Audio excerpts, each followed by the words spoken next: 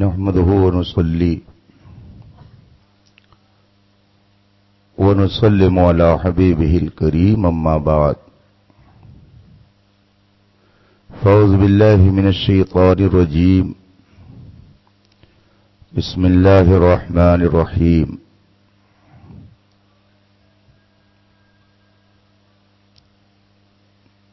يحلفون بالله ما قالوا وَلَقَدْ قَالُوا كَلِمَةَ الْكُفْرِ وَكَفَرُوا بَعْدَ إِسْلَامِهِمْ صدق الله العظيم وصدق رسوله النبي الأمين الكريم ونحن على ذلك لمن الشاهدين والشاكرين والحمد لله رب العالمين۔ اسٹیج پر تشریف فرما علماء کرام، عزیز طلبہ، حاضرین باوقار، بالخصوص شہزادے حضور محدث کبیر علامہ الشاہ مفتی جمال مصطفیٰ صاحب قبلہ، السلام علیکم ورحمۃ اللہ تعالی وبرکاتہ۔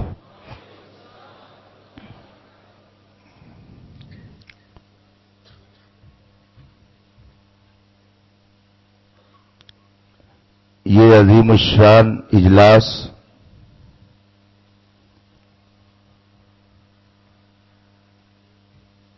اور علمی بزم جس میں ہم اور آپ شرکت کی سعادت حاصل کر رہے ہیں، عالم اسلام کی اس نادر و نایاب شخصیت کی بارگاہ میں خراج عقیدت پیش کرنے کے لیے منعقد ہے،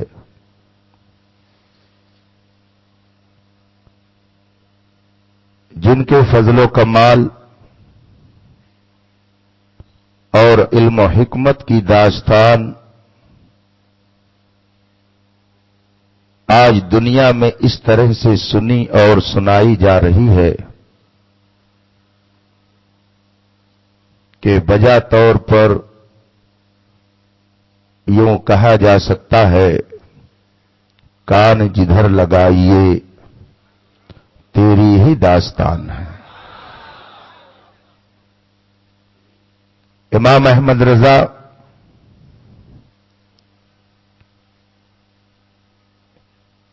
جنہیں رب کائنات نے ملت اسلامیہ کے تحفظ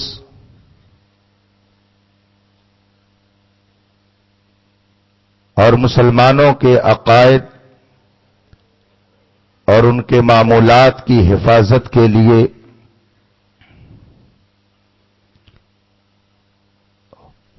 خصوصی علم و حکمت کا خزانہ عطا فرما کر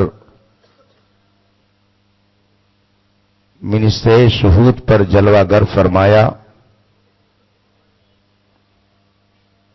جنہوں نے خدا داد لیاقت و صلاحیت کی بدولت شجر اسلام کی ایسی آبیاری فرمائی،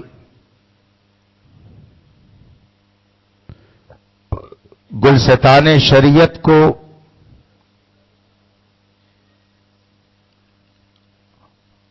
اس طرح آپ نے سینچا کہ آپ کی خدمات کی بدولت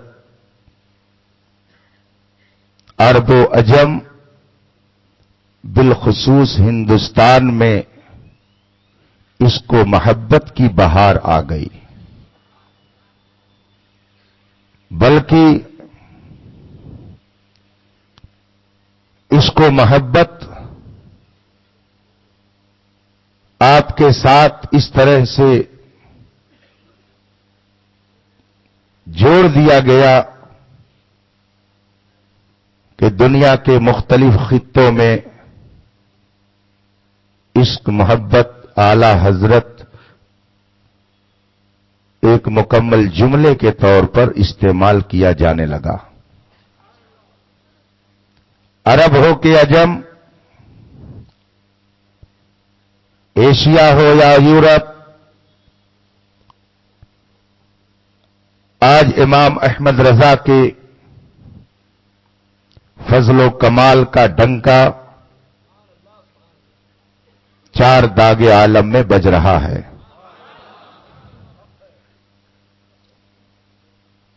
بے نشانوں کے نشاں مٹتے نہیں، مٹتے مٹتے نام ہو ہی جائے گا۔ آج منبر و محراب، خانقاہ اور درسگاہ، بلکہ اب تو ایوان سیاست میں امام احمد رضا اپنے فضل و کمال کی خوشبو بکھیرتے نظر آ رہے ہیں، اور دنیا آپ کی بارگاہ میں خراج عقیدت پیش کرتے ہوئے کہہ رہی ہے، ڈال دی قلب میں عظمت مصطفیٰ سیدی اعلی حضرت پہ لاکھوں سلام۔ قابل مبارکباد ہیں آپ حضرات کہ علم و ادب کی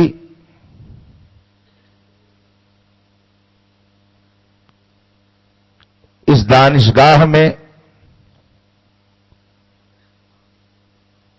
اور ایک تاریخی شہر میں ایک تاریخ ساز شخصیت کے ذکر میں تاریخی پروگرام کرنے کے لیے بیٹھے ہوئے ہیں۔ تسلسل کے ساتھ نہایت سلیقہ مندی سے کل سے جو یہ تقریبات چل رہی ہیں، میں یہ سمجھتا ہوں کہ اعلی حضرت رضی اللہ تعالی عنہ کہ عرس 100 سالہ کے موقع پر غالباً ہندوستان کا یہ پہلا شہر ہے کہ اس منظم طریقے سے پروگرام کیا جا رہا ہے۔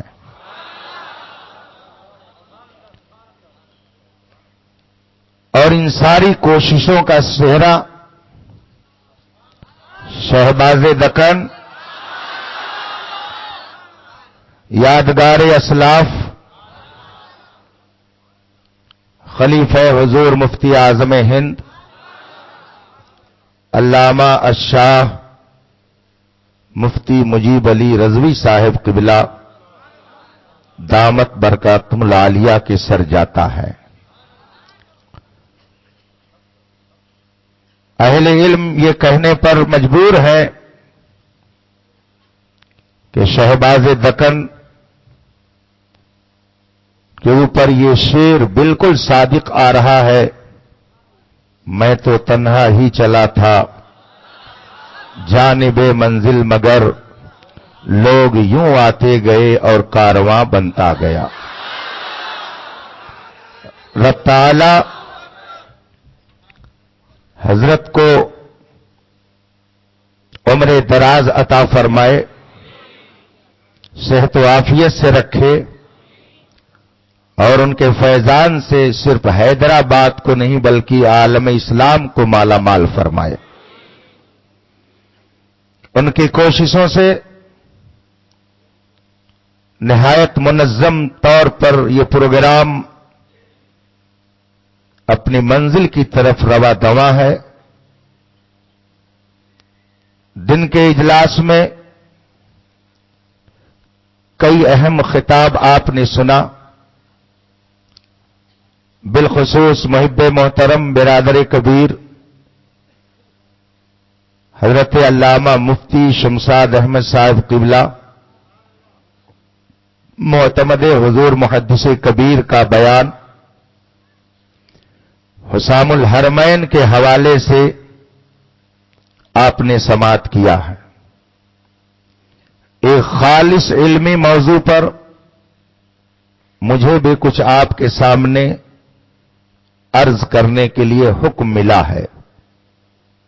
جیسا کہ آپ نے سنا، میری گفتگو کا عنوان ہے امام احمد رضا اور مسئلہ تکفیر۔ یہ خالص علمی موضوع ہے اور نہایت اہم موضوع ہے۔ اس موضوع کے تمام گوشوں کو سمیٹنے کے لیے ایک طویل وقت درکار اور خالص علوم دینیہ حاصل کرنے والوں کے لیے یہ موضوع ہے۔ میری نگاہ دیکھ رہی ہے محفل میں علوم دینیہ حاصل کرنے والوں کی ایک اچھی خاصی تعداد ہے۔ میری گفتگو کے اولین مخاطب وہی ہیں۔ دوسرے لوگ کوشش کریں کہ اس گفتگو کو اپنے ذہن میں بیٹھائیں، انشاءاللہ ان کے لیے بھی یہ باتیں بہت کارآمد ہوں گی۔ مگر آئیے سب سے پہلے رسول کائنات فخر موجودات علی تحیت و ثنا کی بارگاہ قدس میں درود و سلام کا نذران عقیدت پیش کریں اور پڑھیں۔ اللہم صلی علی سیدنا و مولانا محمد معدن الجود والکرم والہ الکرام اجمعین۔ امام احمد رضا اور مسئلہ تکفیر پر تھوڑی دیر میں آپ سے کچھ عرض کرنے کی کوشش کر رہا ہوں۔ ایمان ایک قیمتی سرمایہ ہے، بلکہ یوں کہہ لیجئے دنیا کی سب سے قیمتی نعمت ایمان ہے۔ ایک موقع پر آپ کے اسی شہر کے ایک مفتی صاحب سے میری ملاقات ہو گئی۔ تھوڑی دیر میں نے ان سے دیگر مسائل پر گفتگو کی۔ اس کے بعد میں نے ان سے عرض کیا، علماء دیوبند کی عبارتوں کے تعلق سے آپ کیا فرماتے ہیں؟ اتنا سننا تھا کہ وہ آپے سے باہر ہو گئے، ناراض ہو گئے اور کہنے لگے یہ نارتھ کے علماء، یہ بریلوی، یہ جہاں جاتے ہیں یہی ایک مسئلہ اٹھاتے ہیں، جبکہ دنیا کہاں سے کہاں پہنچ گئی اور یہ لوگ اسی مسئلے میں پڑے ہوئے ہیں۔ میں نے ان سے مسکرا کر عرض کیا، حضرت کچھ بھی ہو، دنیا کہیں سے کہیں چلی جائے، لیکن دنیا کا کوئی سامان قبر میں نہیں جائے گا، بے شک بے شک، مگر ایمان اور کفر کا معاملہ تو ایسا ہے کہ یہ قبر میں بھی جائے گا۔ واہ واہ واہ واہ، بے شک بے شک بے شک۔ تو دنیا کہاں سے کہاں پہنچ گئی ہمیں اس سے مطلب نہیں ہے، ہم کہاں پہنچ رہے ہیں ہمیں اس سے مطلب ہے۔ جی جی جی جی، واہ واہ، کیا بات ہے، کیا بات ہے، سبحان اللہ سبحان اللہ سبحان اللہ۔ اسی کو اعلی حضرت نے اپنے شعر میں عرض کیا ہے، لحد میں واہ واہ، عشق رخ شہ کا داغ سبحان اللہ، لے کے چلے، اندھیری رات سنی تھی چراغ، لے کے چلو۔ سبحان اللہ، تجھے جانا تجھے مانا نہ رکھا غیر سے کام، بے شک، للہ الحمد میں دنیا سے مسلمان گئے۔ سبحان اللہ، سبحان اللہ، میں نے ان سے عرض کیا نمرود کہاں چلا گیا، شداد کہاں چلا گیا، فرعون کہاں چلا گیا، ابو جہل کہاں چلا گیا، عتبہ اور شیبہ کہاں چلے گئے؟ دنیا بہت آگے بڑھ گئی ہے، ٹاٹا برلا کہاں چلا گیا، ہندوستان کے امیر کبیر اور وزیر کہاں چلے گئے؟ سب اسی مٹی میں مل گئے، مگر میرے خواجہ کل بھی زندہ تھے، آج بھی زندہ ہیں۔ میرے صابر پاک کل بھی زندہ تھے، آج بھی زندہ ہیں۔ محبوب الہی کل بھی مر گئے خلائق تھے، آج بھی مر گئے خلائق۔ سبحان اللہ، سبحان اللہ، جب ان کے گدا بھر دیتے واہ ہیں واہ واہ واہ، سبحان شاہان اللہ، زمانہ کی جھولی، واہ، محتاج کا جب یہ عالم ہے مختار سبحان عالم اللہ، کیا ہوگا؟ سبحان اللہ، سبحان اللہ، یاد رکھیے سبحان اللہ، سبحان اللہ، دنیا کہیں سے کہیں چلی جائے، خلیفہ اعلی حضرت مبلغ اسلام علامہ عبدالعلیم میٹھی رحمت اللہ تعالی علیہ، جن کے دامن کرم میں تقریباً 70,000 غیر مسلموں نے اسلام کی دولت حاصل کر کے سبحان اللہ، وابستگی سبحان اختیار اللہ، فرمائی۔ اللہ، یا اعلی حضرت کے وہ خلیفہ کہ تقریباً 52 ملکوں کا انہوں نے دورہ فرمایا، واہ واہ، اور دنیا کا دورہ کرنے کے بعد جب اعلی حضرت کی بارگاہ میں پہنچے ہیں تو عرض کرتے ہیں حضور میں آپ کی شان میں کچھ اشعار لکھ کر لایا ہوں۔ اعلی حضرت فرماتے ہیں میرے لیے لکھ کر لائے ہیں؟ مبلغ اسلام نے فرمایا ہاں۔ ارشاد فرماتے ہیں اعلی حضرت سنائیے۔ مبلغ اسلام اعلی حضرت کے سامنے کھڑے ہیں، اعلی حضرت جلوہ فرما ہے، مبلغ اسلام شعر سناتے ہیں، اے میرے اعلی حضرت تمہاری شان میں جو کچھ کہوں واہ واہ، اس سے سوا تم ہو، سوا تم ہو، سبحان اللہ، قسیم جامع عرفاں اے شہ احمد رضا تم ہو، سبحان اللہ، تم ہی پھیلا رہے ہو علم حق بے شک، اکناف عالم میں، حق ہے، بے شک، امام اہل سنت نائب غوث الورا سبحان اللہ، سبحان اللہ، سبحان اللہ، اور سبحان آگے ذرا سنیے وہ کہتے کیا ہیں، صرف سنی ہوئی بات نہیں بلکہ دیکھی ہوئی بات کہتے ہیں۔ عرب میں جا کے ان آنکھوں نے دیکھا جس کی عظمت کو، واہ واہ واہ واہ، عرب میں جا کے ان آنکھوں نے دیکھا جس کی عظمت کو، عجم کے واسطے لا رہے وہ قبلہ نما تم ہو، واہ واہ واہ واہ، سبحان علی میں خستہ جاں ادنا گدا ہے آستانے کا، کرم فرمانے والے حال پر اس کے شاہ تم ہو۔ اللہ، اعلی حضرت کی بارگاہ میں یہ اشعار کون پیش کر رہا ہے؟ جو اپنے وقت کا سب سے بڑا دانشور مانا جاتا ہے، جو صفِ علماء میں نمایاں مقام رکھتا ہے، عرب و عجم میں جس نے اپنے علم کا سکہ چلایا ہے، بڑے بڑے دانشوروں کو جس نے اسلام کی تبلیغ سے ایسا متاثر کیا ہے کہ انہیں کلمہ طیبہ کی دولت نصیب ہو گئی ہے، وہ یہ کہہ رہا ہے کہ تم ہی پھیلا رہے ہو علم حق اکناف عالم میں، امام اہل سنت نائب غوث الورا تم ہو۔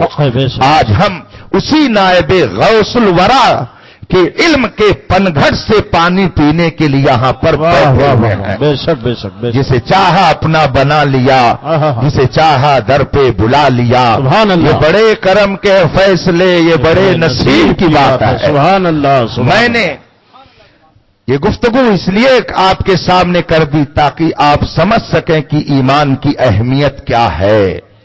ایمان دنیا کی سب سے بڑی دولت ہے، اور اسی دولت کے چھن جانے کا نام کفر ہے، اللہ اکبر، اسی نعمت کے چھننے کا نام کفر ہے۔ سب سے بڑی نعمت ایمان ہے، اور ایمان کے چھن جانے کا نام کفر ہے۔ یہ چھنتا کیسے ہے اور پتہ کیسے چلے گا کہ کس کا ایمان چھن گیا اور کس کا ایمان باقی ہے؟ آج بہت سارے لوگ کہہ دیتے ہیں ہم کون ہوتے ہیں کسی پر حکم لگانے والے، لیکن یہ وہ کہتا ہے کہ جو جانتا ہے کہ اس کا ایمان ختم ہو گیا ہے، مگر کسی مصلحت کا شکار ہو کر وہ اپنی زبان کو روکے ہوئے ہے اور اسے گمراہی میں جانے دے رہا ہے. اسی لیے ضرورت پڑی کہ آج اس مسئلے کی وضاحت کی جائے. خالص علمی موضوع ہے. میں یہ تصور کر رہا ہوں کہ دارالعلوم علیمیہ جمدہ شاہی بستی کی درسگاہ میں بیٹھا ہوں. میرے عزیز طلبہ میرے سامنے ہیں اور میں اسی انداز سے میں یہ گفتگو ان کے سامنے رکھوں گا. شاید کہ اتر جائے تیرے دل میں میری بات. واہ واہ واہ واہ سبحان اللہ. سب سے پہلے میں آپ کو یہ سمجھانا چاہوں گا کہ کفر کیا ہے. ایمان کو میں نے بتا دیا. علامہ بیضاوی بہت جلیل القدر شافعی مفسر ہیں. وہ فرماتے ہیں ایمان کس چیز کا نام ہے. علامہ بیضاوی تفسیر بیضاوی میں تحریر فرماتے ہیں تصدیق بما علم مجیء الرسول صلی اللہ علیہ وسلم به بالضرورت. رسول پاک صلی اللہ علیہ وسلم جو لے کر آئے اور جن کے بارے میں عام طور سے لوگوں کو معلوم ہے کہ یہ رسول کا فرمان ہے، اسی کو دل سے ماننے کا نام ایمان ہے. دوسرے لفظوں میں آپ یوں سمجھیں ضروریات دین کی تصدیق کا نام ایمان ہے. ضروریات دین پر دل کے مطمئن ہونے کا نام ایمان ہے. اب ضروریات دین کیا ہیں؟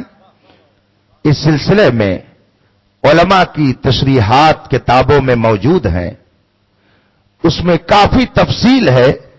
مختصر آپ یہ سمجھیں کہ جن چیزوں کے بارے میں عوام اور خواص، علماء اور علماء کی صحبت میں رہنے والے عوام یہ جانتے ہوں کہ یہ رسول پاک نے فرمایا ہے، یہ رسول پاک کے دین میں ہے، انہی چیزوں کو ضروریات دین کہا جاتا ہے.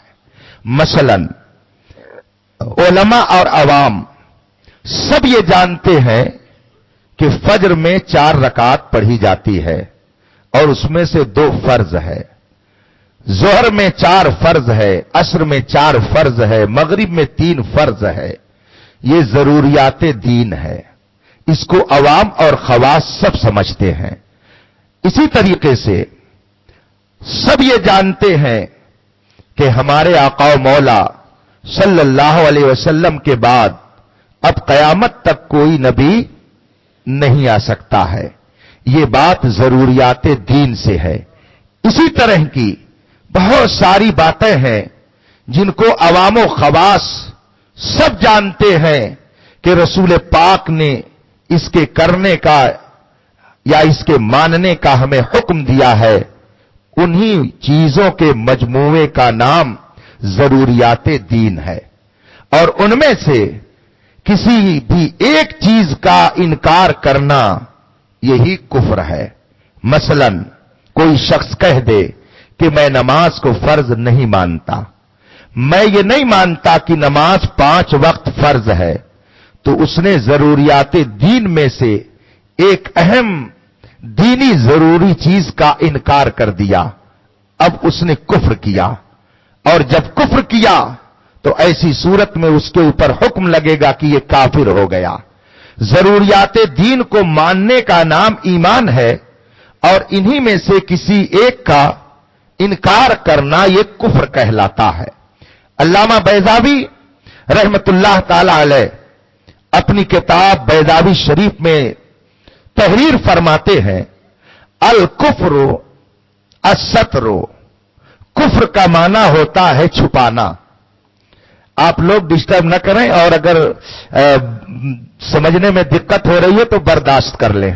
عنوان ایسا ہے کہ برداشت کرنا ہوگا. یہ ایسا عنوان ہے کہ بہت سارے لوگ تو برداشت ہی نہیں کر سکے، محفل سے کیا جماعت سے اٹھ کر چلے گئے. الکفر الستر. کفر کا لغوی معنی ڈکشنری میں اگر اس کا معنی دیکھیں گے تو कुफ्र का माना होता है छुपाना और काफिर का माना होता है छुपाने वाला। ये उसका लुग़वी माना है। इसीलिए अरबी में किसान को, काश्तकार को काफिर कहा जाता है, इसलिए कि वो यस्तुरुल बज़रा फिल अर्द, जमीन को चीरता है और बीज उसमें डालता है और ऊपर से उसको छुपा देता है। तो क्या किसान को अरबी में काफिर कहा जाता है इसलिए कि उसने बीज को जमीन में छुपा दिया। रात को अरबी में काफिर कहा जाता है इसलिए कि जब दिन होता है तो सारी चीजें नजर आती हैं, लेकिन जब रात हो जाती है तो निगाहों से सारी चीजें छुप जाती हैं। तो गोया रात का काम यह है कि वो चीजों को छुपा दिया करती है, इसीलिए रात को भी अरबी में काफिर कहा जाता है। इसी तरीके से जब फल निकलता है तो फल के ऊपर एक छिलका होता है, उसको अरबी में काफूर कहते हैं, इसलिए कि वो छिलका गूदे को अपने अंदर छुपा लेता है। इस तरीके से अल्लामा बैज़ावी ने बहुत तफसील से यह समझाने की कोशिश फरमाई है कि कुफ्र का असली माना होता है छुपाना, लेकिन जो जरूरियाते दीन में से किसी चीज का इनकार करे उसे काफिर क्यों कहा जाता है, उसकी वजह यह है कि जब उसने इनकार किया तो इसका मतलब यह है कि उसने हकीकत को छुपाया। खुदा एक है, उसने इनकार किया तो गोया उसने हकीकत को छुपाया। रसूल करीम सल्लल्लाहु अलैहि वसल्लम के बाद अब कोई नया नबी पैदा नहीं होगा, ये कुरान का फरमान है, ये हकीकत है। अब अगर किसी ने इसका इनकार किया तो गोया उसने हकीकत को छुपाया। इसीलिए जो जरूरियात दीन में से किसी चीज का इनकार करता है उसे काफिर कहा जाता है। और ये तो हुआ कुफ्र और काफिर, और इसके बाद एक मरहला है तकफीर का। तकफीर अहले इल्म आगे पीछे दोनों तरफ हैं, आगे रहबरी के लिए, पीछे पुष्टपनाही के लिए। तकफीर का माना होता है किसी को काफिर कहना, किसी की तरफ कुफ्र की निस्बत करना। कफरा युकफिरो तकफीर बाबे तफईल से आता है, किसी को काफिर कहना तकफीर का माना होता है।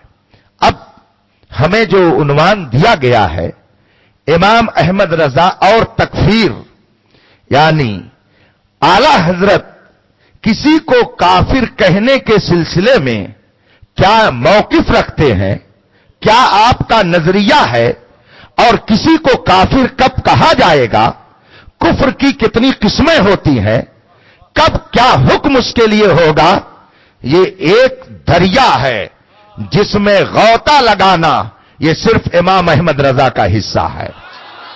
फतावा रज़विया 6वीं जिल्द इस सिलसिले में बड़ी मालूमात पर मुश्तमिल है, और उसी दरियाए इल्म से कुछ छींटे लेकर मैं आपकी खिदमत में इस वक्त हाजिर हूं। कुफ्र का माना हुआ जरूरियाते दीन में से किसी चीज का इनकार करना, लेकिन इनकार दो तरह से होता है। अगर तलबा ने इन बातों को अपने जहन में महफूज रखा तो इंशाअल्लाह उनके लिए बहुत कारामद बातें होंगी। इसलिए नहीं कि मैं कह रहा हूं, बल्कि इसलिए कि आला हजरत फरमा रहे हैं। कुफ्र और इनकार कई तरह से होता है। उसको मिसाल से आप यूं समझें, एक शख्स ने कहा मैं ये नहीं मानता कि हजरत अल्लामा मौलाना मुफ्ती जमाल मुस्तफा साहिब शहजादे मुहद्दिस कबीर स्टेज पर तशरीफ फरमा हैं, मैं इसे नहीं मानता। तो उसने इनकार किया कि नहीं किया? किया ना। लेकिन उसने डायरेक्ट इनकार कर दिया, मैं नहीं मानता कि वो बैठे हैं, मुहद्दिस कबीर के शहजादे तशरीफ फरमा है, मैं नहीं मानता। उसने डायरेक्ट इनकार कर दिया।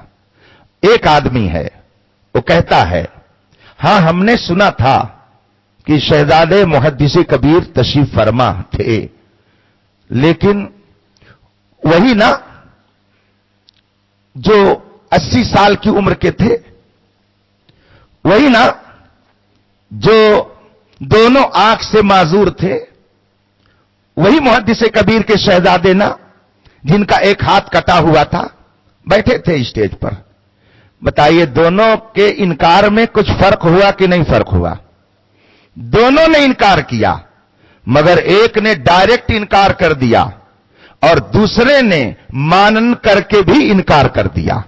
اس لیے کہ محدث کبیر کے شہزادے تو وہ ہیں جن کو اللہ نے دونوں آنکھیں سلامتی کے ساتھ بخشی ہیں، وہ ہیں جن کے دونوں ہاتھ محفوظ ہیں، وہ ہیں جن کی عمر ابھی 50 کے قریب ہے.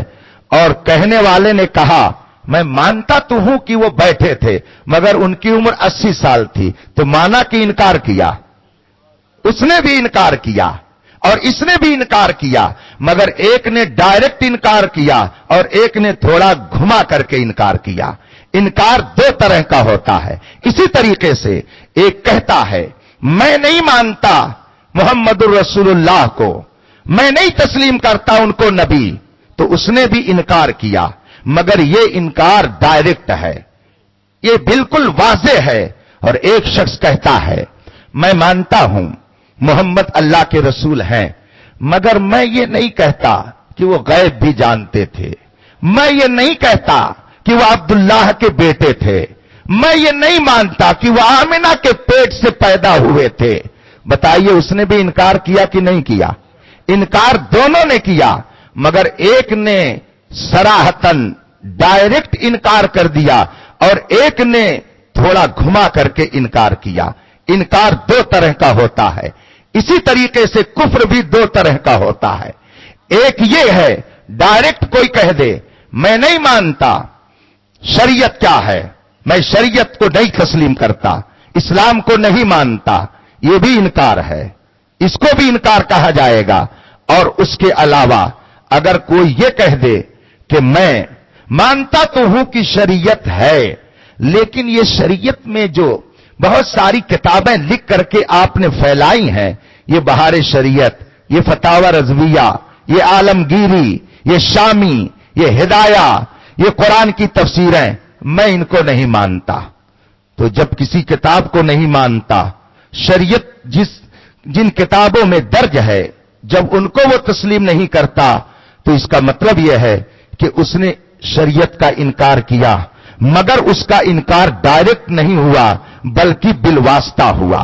ایک شخص کہتا ہے کہ میں دین کو نہیں مانتا، اور ایک شخص وہ ہے جو کہتا ہے میں علماء کو نہیں مانتا. یہ کیا ہے؟ دونوں نے دین کا انکار کیا، مگر دونوں میں فرق ہے. اب وہ فرق ذرا سنیے.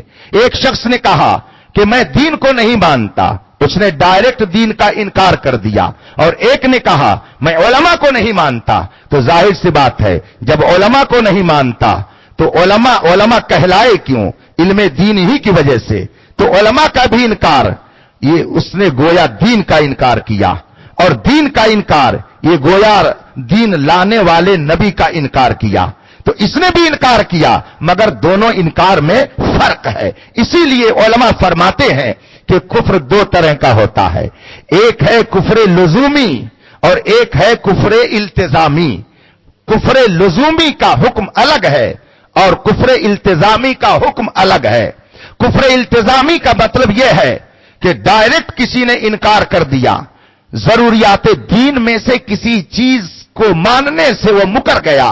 مثلا اس نے کہہ دیا میں خدا کو نہیں مانتا، میں شریعت اسلامیہ کو نہیں مانتا، میں رسول پاک کو آخری نبی نہیں مانتا، تو اس نے انکار کیا.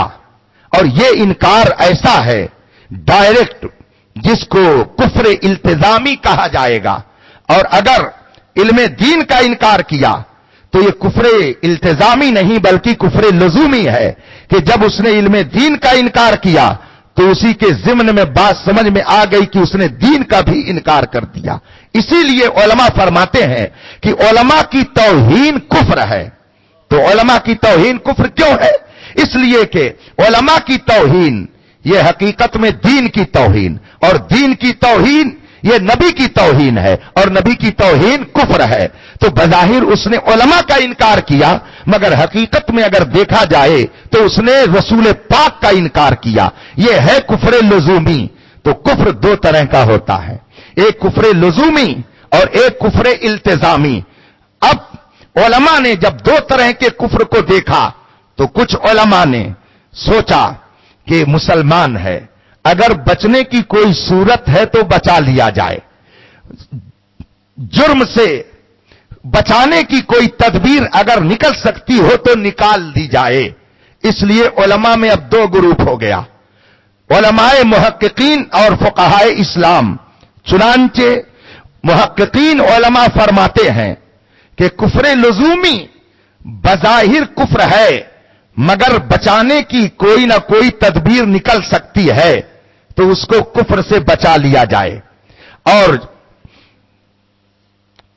علماء محققین فرماتے ہیں کہ اس آدمی پر ابھی کافر ہونے کا حکم نہ لگایا جائے جس سے کفر لزومی صادر ہو گیا ہے. ہاں اگر کفر التزامی صادر ہوتا ہے تو اسے کافر کہا جائے گا. مثلا اگر کسی نے کہہ دیا کہ ہم رسول پاک کو آخری نبی نہیں مانتے تو یہ کفر التزامی ہے. اب اس پر سارے علماء متفق ہیں کہ یہ کافر ہو گیا، اس کو مسلمان نہیں مانا جا سکتا. ایک شخص نے رسول پاک کی شان میں گستاخی کی، سارے علماء متفق ہیں کہ وہ کافر ہو گیا، اس لیے کہ اس نے کفر التزامی کیا. لیکن اگر کسی نے کفر لزومی کیا تو ایک جماعت علماء کی فرماتی ہے کہ جب تعویل کی کوئی صورت بن رہی ہے تو اس کو کفر سے بچا دیا جائے، مسلمان ہے. شبہہ کی بنیاد پر بڑے بڑے جرم میں آدمی ملوث ہونے کے باوجود کورٹ سے چھوٹ جاتا ہے، تو اگر کفر میں کہیں شبہہ ہو رہا ہے تو اس کو بچایا جائے. یہ علماء محققین کی جماعت کا فرمان ہے. اور عام فقہا فرماتے ہیں کہ کوئی چاہے کفر لزومی کرے یا کفر التزامی کرے، دونوں صورتوں میں جب اس نے کفر کیا تو ہم اسے کافر کہیں گے. اس طریقے سے علماء کی دو جماعت ہو گئی، ایک علماء محققین کی اور دوسرے عام فقہا کی. عام فقہا فرماتے ہیں کہ چاہے کوئی کفر لزومی کرے یا کفر التزامی کرے، دونوں صورتوں میں ہم کافر کہیں گے. اور محققین فرماتے ہیں کہ ہم کفر لزومی کی بنیاد پر کافر نہ کہیں گے، ہاں اگر کفر التزامی کرتا ہے تو ہم بلا شبہ اس کو کافر کہیں گے. علماء کی دو جماعت ہو گئی. اب ذرا اور آگے سنیے، جب آپ نے یہ جان لیا کہ کفر دو طرح کا ہوتا ہے، کفر لزومی اور کفر التزامی، اور آپ نے یہ بھی جان لیا کہ محقق علماء یہ فرماتے ہیں کہ کفر التزامی میں کافر کہا جائے گا، اور عام فقہا فرماتے ہیں کہ چاہے کفر لزومی ہو یا کفر التزامی، ہم دونوں صورت میں کافر کہیں گے. جب آپ نے اس کو سمجھ لیا تو آگے ایک بات اور سمجھیے، مجرم کو شبہے کی بنیاد پر کچھ نہ کچھ فائدہ ملتا ہے. دنیا کی کورٹ میں بھی یہ ہے کہ مجرم کو شبہہ کی بنیاد پر فائدہ دے دیا جاتا ہے. اسی لیے اگر کسی شخص نے کفر بکا تو اب دیکھا جائے گا کیا یقیناً اس نے کفر بکا ہے یا اس کے کفر میں کچھ شبہہ ہے. علماء کی شان ذرا دیکھیے، علماء نے ایک ایک نقطے کو ایسی گہری نظر سے دیکھا. انہوں نے شک و شبہے کی 3 صورت نکال ڈالی اور فرمایا کہ ان تینوں شبہوں میں سے کوئی بھی شبہ اگر پایا جائے گا تو کفر کرنے والے کو کافر نہیں کہا جائے گا. آپ اس کو سرکار مفتی اعظم ہند کے فتاوا میں تفصیل سے دیکھ سکتے ہیں. فرماتے ہیں کہ شبہ 3 طرح کا ہوتا ہے، ایک شبہ فی الکلام، شبہ فی التکلم، شبہ فی المتکلم. اب اس کو ذرا آپ سمجھیے، ایک شخص ہے جس نے کوئی کفر بکا، لیکن اس کے کفر کے کچھ ایسے معنی لیے جا سکتے ہیں کہ جو ایمان کی طرف لے جاتے ہیں، اور کچھ ایسا معنی اس کا ہے جو कुफ्र की तरफ ले जाता है, तो अब उसके कलाम में शुबहा हो गया। उसको आला हजरत की जबान से सुनिए। एक शख्स कहता है कि मुझे यकीनी कतई इल्म गैब हासिल है। एक शख्स कहता है मुझे कतई यकीनी इल्म गैब हासिल है। उसका यह कहना यह कुफ्र है कि ईमान है। कहता है मुझे इल्म गैब है और कतई यकीनी इल्म गैब है। आला हजरत फरमाते हैं कि उसके इस जुमले का 21 मतलब हो सकता है। कै मतलब? 21 मतलब हो सकता है। मैं उस वक्त सब आपको तो न सुनाऊंगा, वरना 12 बजने के बजाय 24 बज जाएंगे। तो मैं 2 माना इसका आपको समझाता हूं। आला हजरत फरमाते हैं कि अगर किसी ने कहा कि मुझे यकीनी कतई इल्म गैब है, तो इसका एक माना यह है कि जैसे अल्लाह तबारका व तआला को इल्म गैब जाती है, इसी तरीके से मुझे भी इल्म गैब कतई यकीनी हासिल है। आला हजरत फरमाते हैं कि इस माना के एतबार से उसका यह जुमला कुफ्र है और कहने वाला यकीनन काफिर है। लेकिन अगर उसने ये माना लिया कि मुझे रसूल पाक के वास्ते से इल्हाम के जरिया अल्लाह ने फला चीज का इल्म गैब दे दिया है, तो उसका यह कहना यह कुफ्र नहीं है बल्कि ईमान है। तो जुमला एक ही है, मगर एक एतबार से कुफ्र है और एक एतबार से ईमान है। अब इस कलाम में शुबहा हो गया। उसने कौन सा माना मुराद लिया है, जब तक उसकी मुराद मुतय्यन न हो जाए मुहक्किकीन फरमाते हैं हम कहने वाले को काफिर नहीं कहेंगे। यह है शुबहा फिल कलाम, कि कलाम में शुबहा हो गया। जुमला उसका ऐसा था कि जिसमें कुफ्र का भी पहलू और ईमान का भी पहलू, इसको फिक्र की इस्तिलाह में शुबहा फिल कलाम कहते हैं। अब जरा और आगे चलिए। एक शख्स ने कहा कि खुदा के वजूद को मैं तस्लीम नहीं करता। यह यकीनन कुफ्र है, खालिस कुफ्र है, यह कुफ्र इल्तिजामी है। मगर लोगों ने कहा कि वो जुमला तो ये बोला था, लेकिन बाद में उसे अफसोस हो रहा था। वो बाद में बहुत अपने कहे हुए पर पछता रहा था और कुछ लोगों ने उसी में उड़ा दिया कि तौबा भी कर ली थी।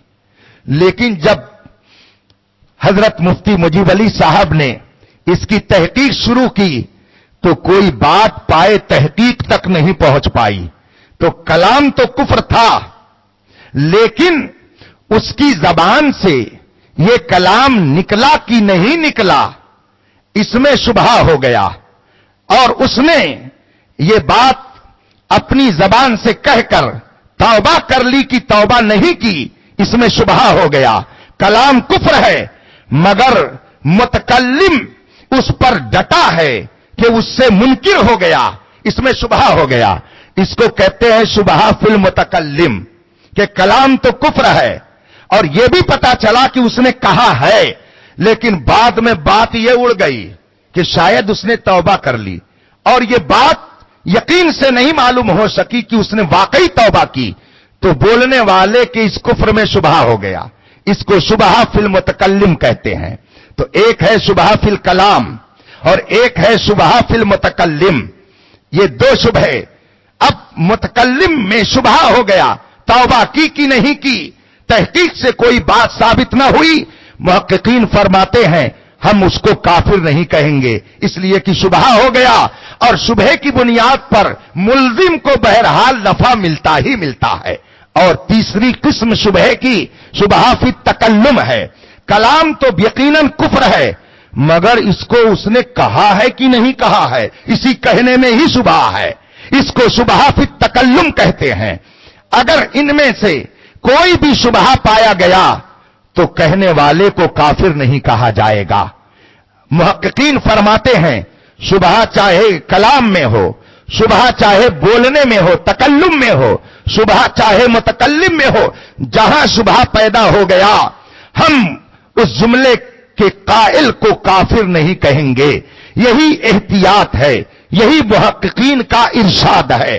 अब آپ نے اگر اتنی بات سمجھ لی تو اس کے ساتھ ساتھ اب آگے اور سنیے کہ اگر کسی شخص نے کوئی بات ایسی کہی جو کفر التزامی ہے، یقیناً کفر ہے، اور یقین سے یہ معلوم ہے کہ اس نے کہا ہے، اور یقین سے یہ بھی معلوم ہے کہ اس نے توبہ نہیں کی ہے، تو اب اس کے لیے کیا حکم لگے گا؟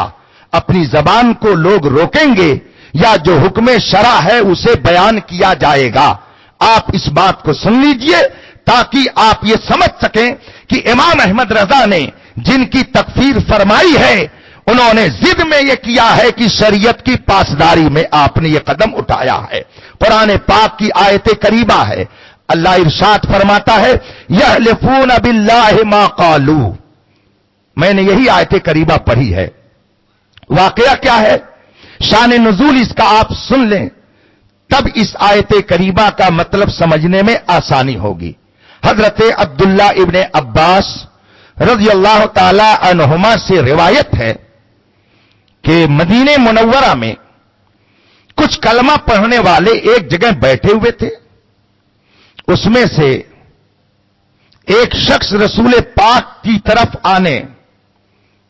آنا شروع کیا۔ حضور نے صحابہ سے فرمایا کہ ابھی تمہارے پاس کچھ ایسے لوگ آئیں گے کہ جو دین کے معاملے میں بکواس کرتے ہیں، اور جب تم ان سے ملاقات کرو گے تو ایسا اور ایسا ہوگا۔ اتنے میں ایک آدمی حضور کے پاس آ ہی گیا۔ حضور نے پوچھا کہ تم لوگ ابھی گستاخی کے کون سے کلمے آپس میں بک رہے تھے؟ کون سی بات تم لوگ توہین کی اور میری گستاخی کی آپس میں بیٹھ کر کہہ رہے تھے؟ اس نے کہا نہیں تو میں تو کوئی بات نہیں کہہ رہا تھا۔ حضور نے فرمایا اور اپنے ساتھیوں کے ساتھ بیٹھ کر کیا کہہ رہے تھے؟ وہ دوڑتا ہوا گیا اور اپنے ساتھیوں کو لے کر حضور کی بارگاہ میں حاضر ہو گیا، اور سب نے قسم کھائی، واللہ العظیم، قسم خدا کی، یا رسول اللہ ہم نے آپ کی شان میں گستاخی کی کوئی بات نہیں کہی ہے۔ سب نے قسم کھا لی۔ اتنے میں حضرت جبریل قرآن کی آیت لے کر نازل ہو گئے۔ قرآن فرماتا ہے یحلفون باللہ ما قالوا، یہ اللہ کی قسم کھاتے ہیں کہ ہم نے کچھ نہیں کہا ہے۔ وَلَقَدْ قَالُوا كَلِمَةَ الْكُفْرِ، بے شک انہوں نے کلمہ کفر بکا ہے، اپنی محفل میں انہوں نے کفر بکا ہے، آپ کی شان میں انہوں نے گستاخی کی ہے۔ وَكَفَرُوا بَعْدَ إِسْلَامِهِمْ، جب انہوں نے کفر بک دیا تو پہلے مسلمان تھے مگر کفروا، مسلمان ہونے کے باوجود جب انہوں نے آپ کی شان میں گستاخی کر دی تو کفروا، یہ سب کے سب کافر ہو گئے۔ اس کا مطلب ہے کہ گستاخ نبی پر کفر کا فتویٰ سب سے پہلے اللہ نے صادر فرمایا ہے۔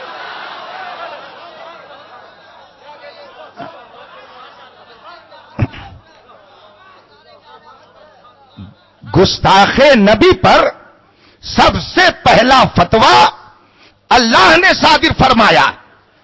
آج لوگ کہتے ہیں کہ یہ متشدد مولوی لوگ کفر کا فتویٰ دیتے ہیں۔ ان سے پوچھو کہ اگر متشدد مولویوں کا کام ہے کفر کا فتویٰ دینا تو اللہ کب سے متشدد مولویوں میں آ گیا؟ اللہ وہ کب سے متشدد مولوی بن گیا؟ ایک مفتی صاحب نے مجھ سے بتایا کہ میں حج میں تھا، اتفاق سے اس خیمے میں جو مینا میں لگا ہوا تھا بہت سارے بدمذہب وہابی دیوبندی بھی اس میں موجود تھے، اور وہ اسی گدے پر نماز پڑھ رہے تھے۔ مفتی صاحب نے کہا کہ ان کی نماز باطن میں تو ہوتی ہی نہیں ہے، اس وقت ظاہر میں بھی ان کی نماز نہیں ہو رہی ہے۔ لوگوں نے کہا کیوں؟ کہا گدا موٹا ہے، اس کے اوپر سجدہ نہیں ہو سکتا ہے۔ کسی نے یہ بات اس وہابی مولوی سے جا کر کہہ دی تو اس نے مسکرا کر کے بات کو ٹال دیا اور کہا کہ اللہ آسانی چاہتا ہے، اللہ آسانی پسند کرتا ہے، जब मुफ्ती साहब तक ये बात पहुंची तो आपने भी अपने मखसूस लबो लहजे में फरमाया, जी जी अल्लाह आसानी चाहता है, इसीलिए तो 7 जहन्नम तैयार करके रखा है। क्या कह रहे हैं, सुभान अल्लाह, वाह वाह वाह, सुभान अल्लाह सुभान अल्लाह। नारे तकबीर, नारे रिसालत, नारे गौस, मसलक आला हज़रत, इश्क मोहब्बत, इश्क मोहब्बत, उलमा अहले सुन्नत, फैजान हुजूर ताजुश शरीया, अब इसी हवाले से कादरी साहब क़िबला। आप एक और आयत करीबा सुन लीजिए। अल्लाह के रसूल सल्लल्लाहु अलैहि वसल्लम की बारगाह में एक सहाबी हाजिर हुए। उन्होंने अर्ज किया, रसूल अल्लाह, मेरी ऊंटनी गुम हो गई है और वो बहुत तलाशने के बावजूद भी मैं नहीं पा रहा हूं। मेरे आका सल्लल्लाहु अलैहि वसल्लम ने फरमाया, फला जंगल में जाओ, वहां पर तुम्हारी ऊंटनी मिलेगी। वो जा रहे थे, इतने में कुछ कलमा पढ़ने वाले आपसे मिल गए। पूछते, कहां जा रहे हो? कहा, मेरी ऊंटनी गुम हो गई थी, मैंने तलाश किया मगर नहीं मिली। रसूल पाक ने फरमाया है कि फला जंगल में तुम्हारी ऊंटनी मौजूद है, जाओ वहां से ले आओ। जिन लोगों ने सुना वो कहते हैं कि ये मदीने में बैठे हैं, इनको गैब की क्या खबर? कहां जा रहे हो? वहां दौड़े हुए, मदीने में बैठे हैं, इनको गैब का क्या इल्म? मगर वो सहाबी थे, वहां भी नहीं थे, सहाबी थे। रसूल पाक के इरशाद पर उनको इत्मीनाने कामिल था।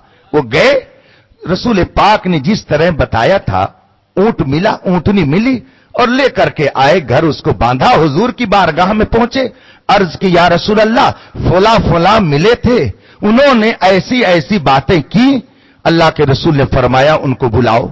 जब वो बुला कर लाए गए, हुजूर ने पूछा कि तुम लोग मेरे इल्म गैब पर नुक्ताचीनी कर रहे थे और कह रहे थे कि हुजूर को गैब की क्या खबर? जब इतनी बात उन लोगों ने सुनी तो कहा, या रसूल अल्लाह, हमने तो इनसे मजाक में कहा था, ये थोड़ी जानते थे कि आप तक बात पहुंचा देंगे।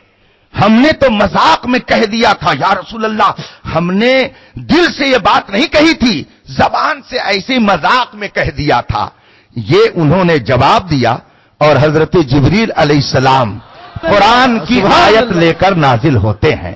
कुरान फरमाता है, कुल अबिल्लाहि व आयातिही व रसूलिही कुंतुम तस्तहज़िऊन ला तातज़िरू क़द कफ़रतुम बअद ईमानिकुम। ऐ रसूल, आप इनसे कह दो, क्या मजाक करने के लिए अल्लाह और रसूल ही की बारगाह है? आप इनसे कह दो, मुअम्मा सिखाने के लिए क्या अल्लाह और रसूल ही का दरबार है? ला तातज़िरू, बहाने न बनाओ, कद कफरतुम, तुम सब काफिर हो गए, बाद ईमानिकुम, ईमान के बाद।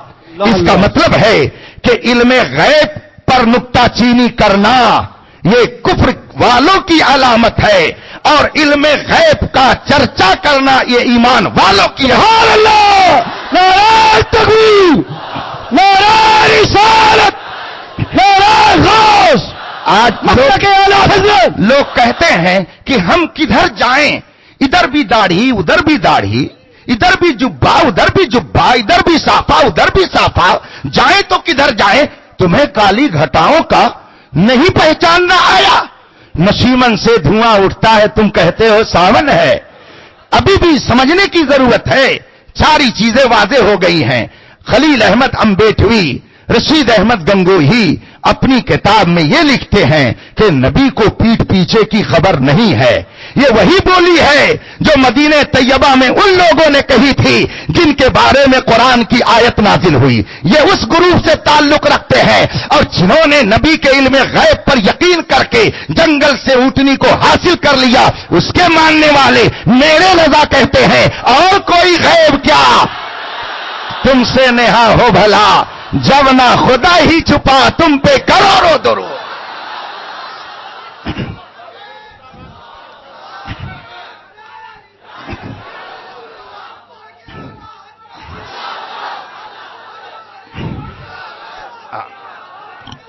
अरे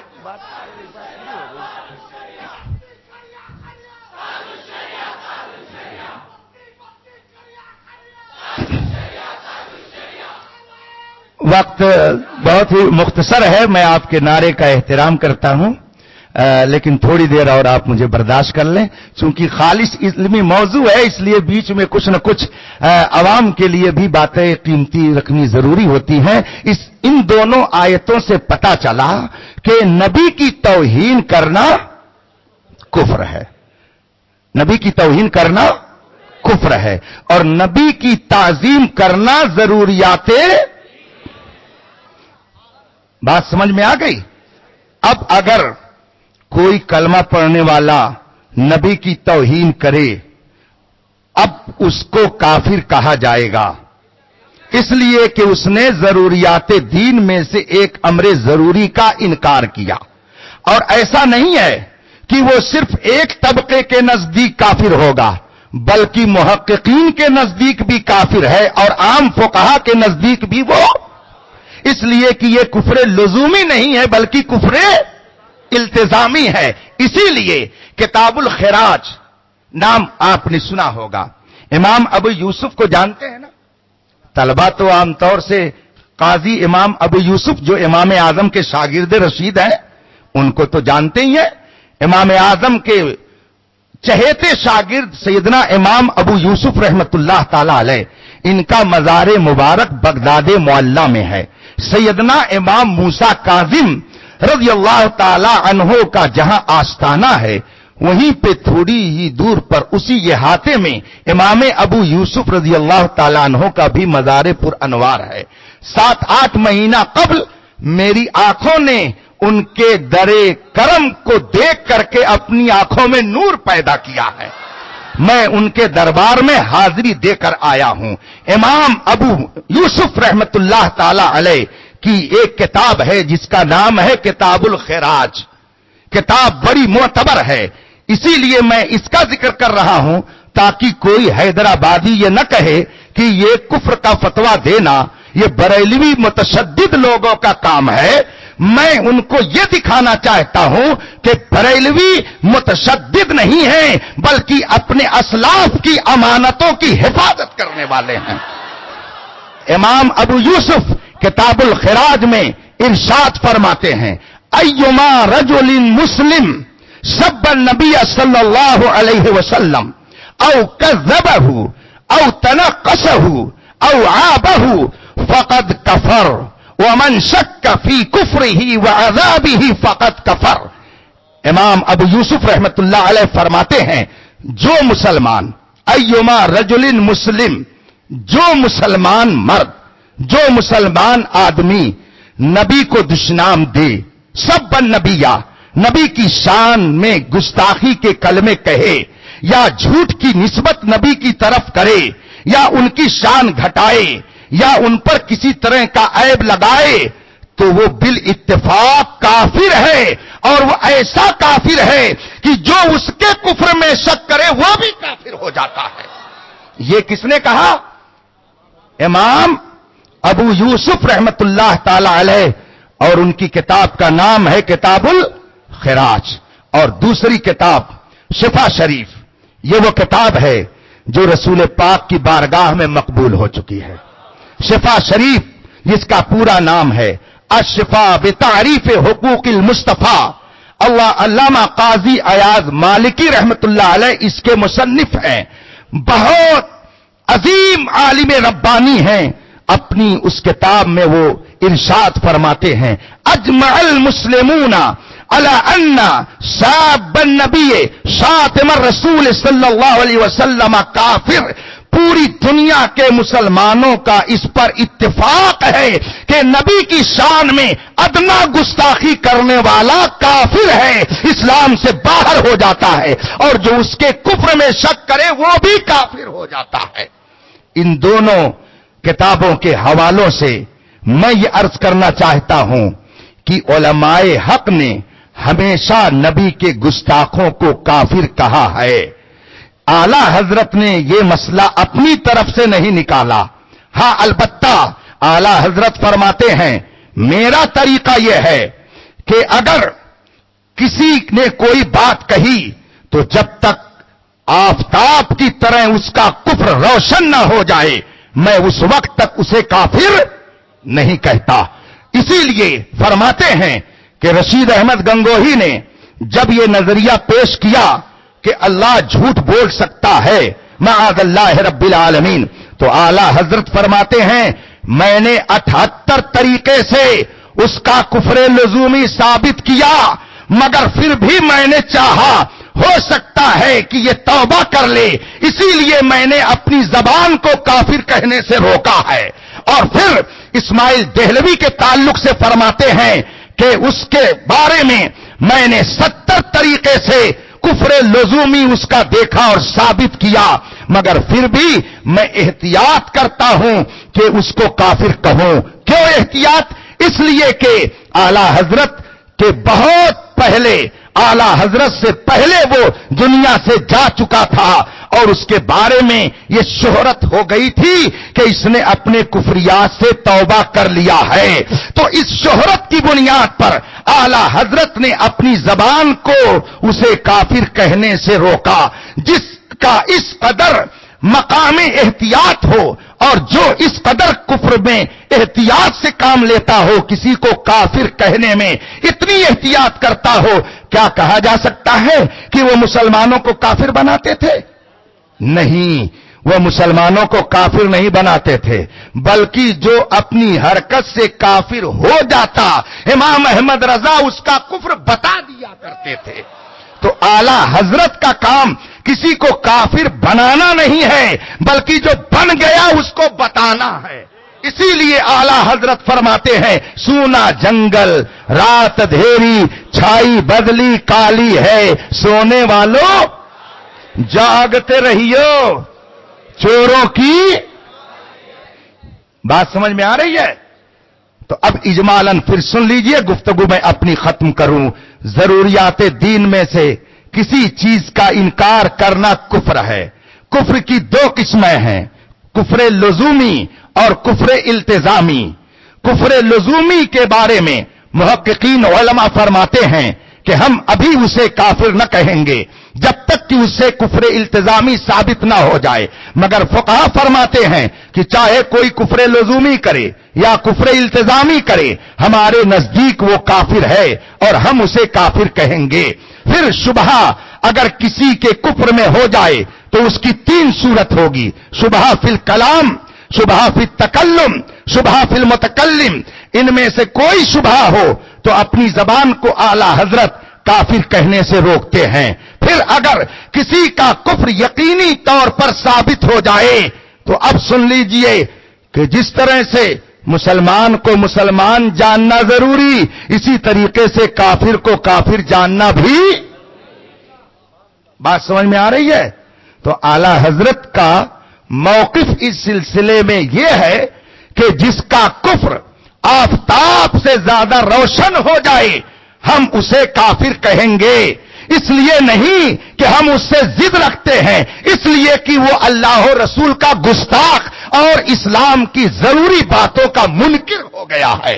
اب اس کے بعد آخری بات کہ جن کو اعلی حضرت نے اپنے فتوے میں کافر کہا، جس کا تذکرہ آپ مجھ سے پہلے حضرت مفتی شمشاد صاحب سے سن چکے ہیں، ان کا کفر سورج سے زیادہ روشن ہو چکا تھا. اسی لیے اعلی حضرت نے ان کو کافر فرمایا. اور اعلی حضرت نے تنہا نہیں بلکہ سینکڑوں اس زمانے کے علماء نے انہیں کافر کہا، جس کی تفصیل حسام الحرمین اور السوارم الہندیہ اور اس کے علاوہ المعتقد المنتقد اور المعتمد المستند میں تفصیل سے موجود ہے. اس لیے اعلی حضرت کے اوپر یہ الزام لگانا کہ وہ بہت جلدی کسی کو کافر کہہ دیتے تھے، یا بریلویوں کے بارے میں یہ شبہ لوگوں کے دلوں میں ڈالنا کہ یہ بہت جلدی کسی کو کافر کہتے ہیں، یہ سراسر جھوٹ ہے، جھوٹ ہے. بلکہ ایسا سفید جھوٹ ہے کہ اس زمانے میں اتنا بڑا کوئی جھوٹ شاید آپ کو کسی درسگاہ میں نظر آئے. جو لوگ اعلی حضرت اور ان کے ماننے والوں کے بارے میں یہ کہتے ہیں کہ یہ بہت متشدد ہیں، بات بات پہ کافر بناتے ہیں، یہ غلط ہے. ہمارے اعلی حضرت کسی کی تکفیر میں اس قدر احتیاط فرماتے تھے کہ آپ ہر طریقے سے اس کے قول کو، اس کی بات کو پرکھتے تھے. اور مجھے حضور محدث کبیر ابھی جلوہ فرما ہوں گے انشاءاللہ عشاء کے بعد، ان کا جلوہ زیبا آپ دیکھیں گے. شہزاد تاج الشریعہ تشریف فرما ہوں گے، ان کا جلوہ آپ دیکھیں گے. الحمدللہ مجھ سے خود حضور محدث کبیر دامت برکاتہم العالیہ نے ایک موقع پر فرمایا کہ جب اعلی حضرت نے ان مولویوں کی کتابوں کا تجزیہ شروع کیا تو ایک موقع پر صدر الافاضل علامہ سید نعیم الدین مراد آبادی علیہ الرحمہ، صدر الشریعہ علامہ امجد علی علیہ الرحمہ، مفتی اعظم ہند حجت الاسلام، اس طریقے کے کئی علماء اعلی حضرت کے پاس بیٹھے تھے. اور اعلی حضرت نے فرمایا کہ مولانا اشرف علی کی اس عبارت کی کوئی تعویل کیجئے، اس کا کوئی مطلب بتائیے. تو اب ان میں سے ہر ایک کہتا حضرت اس کا مطلب اگر یہ ہو تب. اعلی حضرت فرماتے یہ تعویل نہیں ہے، یہ تو تحریف ہے. کتاب سے جو مطلب نکلے وہ بتائیے، یہ تو تحریف ہے. لوگ پوچھتے وہ کیسے؟ کہا اس طریقے سے، اس طریقے سے، اس طریقے سے. اور پھر سب اس بات پر مطمئن ہو گئے کہ یہ ایسا کفر ہے کہ جس کی کسی طرح سے کوئی تعویل نہیں کی جا سکتی ہے. اسی لیے اعلی حضرت نے انہیں کافر فرمایا. تو اعلی حضرت نے بغیر تحقیق کے کسی پر حکم کفر نہیں لگایا. جب تحقیق ہو گئی تب آپ نے اسے کافر فرمایا، اور اپنی طرف سے نہیں بلکہ یہی حکم خدا ہے، یہی حکم مصطفیٰ ہے، اور یہی حکم ائمہ اسلام کا ہے، جیسا کہ میں نے قرآن کی آیت اور کتابوں کے حوالوں سے آپ کو سنا دیا ہے. اللہ تبارک و تعالی ہمیں امام احمد رضا پر الزام لگانے سے بچنے کی توفیق عطا فرمائے، اور مسئلے تکفیر کو صحیح ڈھنگ سے سمجھنے کا شعور عطا فرمائے. وآخر دعوانا ان الحمدللہ رب العالمین. السلام علیکم.